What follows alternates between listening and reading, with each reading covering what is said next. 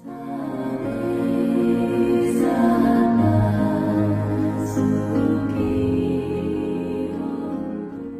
भीम, नमो बुद्धाय.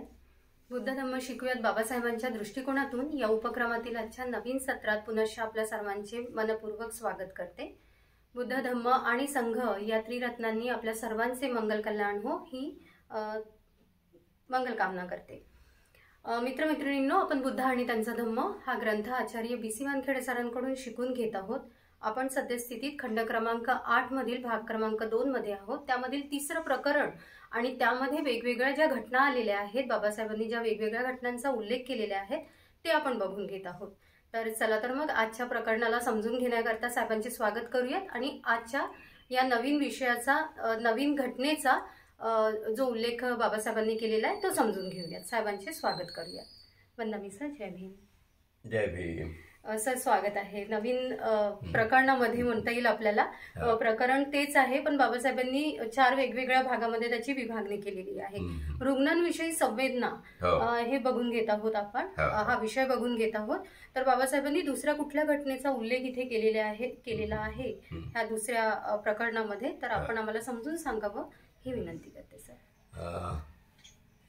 अत्यंत महत्वाचं प्रकरण कोणतं, तर दुःख ज्याला झालेलं आहे, म्हणजे बिमार जो आहे व्यक्ती, तर बिमाऱ्याबद्दल चौकशी करून त्याला त्याची बिमारीतून कसा तो बाहेर पडेल यासाठी 3-4 प्रकरणं बाबासाहेबांनी यामध्ये घातलेलं आहे.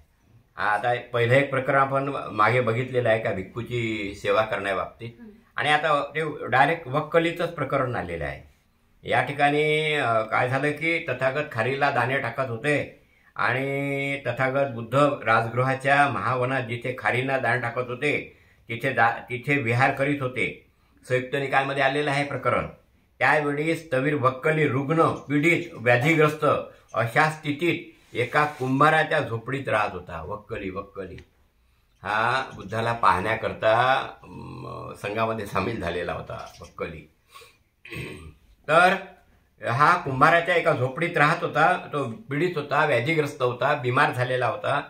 कुंभाराच्या झोपडीत राहत असताना स्थविर वक्कलीने आपल्या उपस्थापकाच्या बोलाविले, म्हणजे उपस्थापक म्हणजे काय, आपली सेवा करणारा, माता पितू उपठाक जरी लिहिलं असतं तरी जमलं असतं. उपस्थाक लिहिण्याची गरज नव्हती. एक तर पालीमध्येच लिहायला पाहिजे होतं, नाही तर सेवा करणारे लिहायला पाहिजे होतं. आपल्या उपठाकाला म्हणजे आपल्या सेवा करणाऱ्याला बोलावले व तो म्हणाला, मित्र हो, तथागताकडे जा आणि माझ्या वतीने त्यांच्या चरणी वंदन करून त्यांना सांगा. कोण म्हणते? हा वक्कली म्हणते. भिक्खू वक्कली रुग्ण, पीडित आणि व्याधीग्रस्त आहे. तो तथागताच्या चरणी वंदन करीत आहे आणि असेही सांगा, वक्कलीवर दया करा, त्याला पाहण्यास या. यानं डायरेक्ट बुद्धाला निरोपच दिला की बाबा मला बुद्धालाच पाहायचं आहे, असं होतं त्याच्या चित्तामध्ये. तथागतांनी मौनाने संमती दर्शवली. नंतर वस्त्रे घेऊन, वस्त्र लावून, म्हणजे वस्त्र म्हणजे काय, चिवर परिधान करून, असं नाही लिहिलं, वस्त्रे लेवून अन्नदान, लेवून हा शब्द काय आहे, लेवून कसे, म्हणजे जे काही लोक करतात ना भाषांतर, आता इथं डायरेक्ट भिक्षापात्र आणि हे घेऊन, म्हणजे चिवर अंगावर घेऊन असं म्हटलं असतं तर काय फरक पडला असता. म्हणून अन्नदान स्वीकृती भिक्षापात्र चिवरासह स्थविर वक्कलीला पाहण्यासाठी तथागत गेले. काय झालं, आता त्या वक्कलीनं निरोप दिला आपल्या सेवकाजवळ. तथागताने आपलं चिवर परिधान केलं आणि भिक्षापात्र घेतलं आणि मग वक्कलीला पाहण्यास गेले. स्थविर वक्कलीने तथागतांना येताना पाहून आपल्या बिछाण्यावर तो सावरून बसला. जसं काही कोणी जवळ आलं, किती बिमार असला माणूस तरी धावपळ करते, आपलं हात शरीर हलवून आपलं काहीतरी अंगावर सावरून बसू दे, चांगलं बसू दे, अशा प्रकारे वक्कली सावरून बसला. तेव्हा तथागत स्थविर वक्कलीला म्हणाले, वक्कली उठू नको, ह्या इथल्या आसनावर बसतो. त्याप्रमाणे तिथे असलेल्या आसनावर तथागत बसले व ते स्थविर वक्कलीला म्हणाले. वक्कलीनं जी हालचाल केली होती त्या हालचालीच्या वेळेस तथागताने सांगितलं, वक्कली तू काही आता हालचाल बिलकुल करू नको, तू जसा बसलाय तसा बस, इथे जे आसन लावलेलंच आहे याच्यावर मी बसतो. आणि वक्कलीला म्हणाले, वक्कली मला दिसते आहे की तू सर्व सहन करीत आहे, तू धीराने दिवस कंठीत आहे, तुझ्या वेदना न वाढता कमी होत आहे ना. प्रश्न विचारला. ती कमी होण्याची लक्षणे आहेत की वाढण्याची? प्रश्न विचारला वक्कलीले. वक्कली तुझ्याकडे पाहून असं वाटतंय की तुला खूप साऱ्या वेदना होत आहे आणि त्या वेदना तू सहन करीत आहे. तुझ्या वेदना कमी होण्याची शक्यता आहे की वाढण्याची शक्यता आहे, असे मला लक्षणे तुझ्यामध्ये दिसत आहे.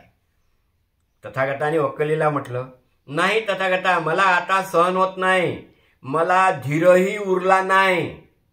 तीव्र वेदनांनी मी हैराण झालो आहे. त्या कमी होत नाहीत, त्या कमी होण्याचे लक्षणे दिसत नाहीत, उलट वाढण्याचीच लक्षणे दिसतात. म्हणजे ज्या शरीरामध्ये वेदना आहेत ना, त्या काही कमी होण्याचे लक्षण मला दिसूनच नाही राहिले, उलट त्या वाढून राहिल्या असं मला वाटत आहे. तुझ्या मनात काही संशय आहे वक्कली? काही दुःख? तथागत, माझ्या मनात काही संदेह किंवा दुःखही नाही. वक्कली, तुझ्या शिलाबाबत काही दोषार्ह आहे काय? तथागत, नाही. माझ्या शिलाबाबत लज्जा वाटण्यासारखे काहीही घडलेले नाही. वक्कली, असे आहे तर तुला काहीतरी दुःख होत असले पाहिजे, कसला तरी तुझा पश्चाताप होत असला पाहिजे.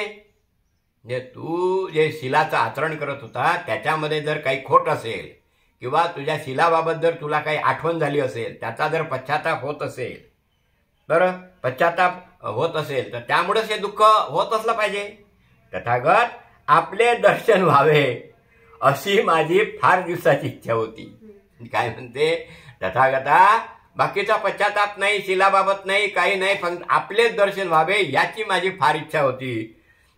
त्यासाठी आपल्याकडे येण्याचे त्राण देहात नव्हते, कारण आपल्यापर्यंत पोहोचण्यासाठी माझ्या शरीरात कोणत्याही प्रकारचे त्राण नव्हता. त्राण म्हणजे काय, ज्याला हे म्हणू आपण ऊर्जा, उठण्या बसण्याची ऊर्जा, शक्ती, ताकद, असं माझ्याकडे काही नव्हतं या बिमारीमुळे, या तब्येतीमुळे, या बिमार झाल्यामुळे. वक्कली, ह्या शूद्र देहात पाहण्यासारखे काय आहे? म्हणजे बुद्धाचा जो देह होता, बुद्ध म्हणतात या माझ्या देहात शूद्र देहात, शूद्र म्हटलं त्यांनी, या शूद्र देहात पाहण्यासारखे काय आहे? जो धम्माला पाहतो तो तथागतांना पाहतो. डायरेक्ट म्हटलं. सो धम्मं पस्सवी सोमं पस्सवी असा शब्द आहे तो पालीमध्ये. डायरेक्ट म्हटलाय, जो माझ्या धम्माला पाहतो तो मला पाहतो. वक्कली, जो तथागतांना पाहतो तो धम्माला पाहतो. धम्माचे दर्शन करणाऱ्याला तथागत दिसू शकतात आणि वक्कली, तथागताचे दर्शन करण्यात धम्माचे दर्शन घडते. बघा काय म्हणलं, दोन्ही गोष्टी म्हणल्या. जो धम्माला पाहतो तो तथागताला पाहतो आणि जो मला पाहतो तो धम्माला पाहतो. म्हणजे दोन्ही गोष्टी सांगितल्या. म्हणून तो पालीचा शब्द आहे सोमंग पस्सवी, सो धम्मंग पस्सवी. सो म्हणजे तो धम्माला पाहतो, पस्सवी म्हणजे पाहणे, पस्सव म्हणजे पाहणे. तेव्हा सोमंग पस्सवी, सो धम्मंग पस्सवी. जो मला पाहतो तो धम्माला पाहतो, जो धम्माला पाहतो तो मला पाहतो. काही लोकांच्या आता डोक्यामध्ये असं असं की धम्माला पाहिल्यावर बुद्धाला दिसतं, पाहता येते काय? यस, जोही धम्माचं आचरण करतो आणि मग निर्वाणाच्या मार्गाला पोचतो, लहर्थ पदाला पोचलो तो बुद्धच होतो. जसा तो बुद्ध झाला त्या तो स्वतःला पाहत आहे, अरे मीच बुद्ध झालो. म्हणून त्या एका माणसाने तर असं म्हणलंय, देव पाहायचे गेलो मीच माझा देव झालो. हे कुठून घेतलं त्यांनी? बुद्धाकडून घेतलं. आणि आपापल्या नावानं संत तुकाराम, संत अमुक, संत टमुक अनेकांनी म्हणलं. म्हणून मी पहिलंच वाक्य म्हटलं आहे. काय म्हटलंय? सर्वाचे बाप हे बुद्ध आहे. बुद्धाने सगळं तत्वज्ञान मांडलं. बुद्धाच्या काळात सगळा रानटी कारभार होता. या रानटी कारभारातून बुद्धाने शोधलं तत्वज्ञान मांडलं. तेव्हापासूनच तत्वज्ञानाचा उजेड झाला. याच्यामध्ये आहे, पुढेही नसते.